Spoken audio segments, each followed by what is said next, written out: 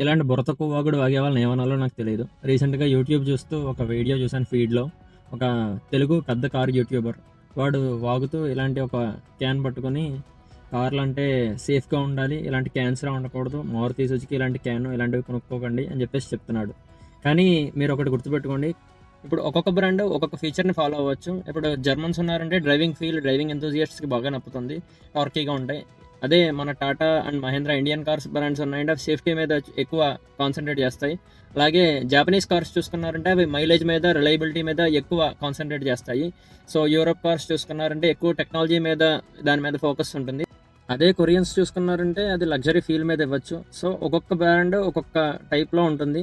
అంతేగాని ఇలాంటి రివ్యూవర్స్ చెప్పారని చెప్పేసి మీరు అలాంటివన్నీ కూడా సీరియస్‌గా తీసుకోకండి. ఇప్పటికే మీకు అర్థమై ఉండాలి ఆ రివ్యూవర్ ఎవడో. సో మీకు గనక ఆ రివ్యూవర్ పేరు తెలిస్తే మన కామెంట్ సెక్షన్‌లో కామెంట్ చేయండి. అండ్ మరిన్ని వీడియోస్ కోసం లైక్ చేయండి, షేర్ చేయండి, సబ్స్క్రైబ్ చేయండి. మీకు ఏ కార్ తీసుకోవాలనుకుంటున్నారో తెలియకపోతే మన కామెంట్ సెక్షన్‌లో కామెంట్ చేయండి. తప్పకుండా ప్రతి దానికి రిప్లై ఇవ్వడానికి ట్రై చేస్తాం. And thank you for watching.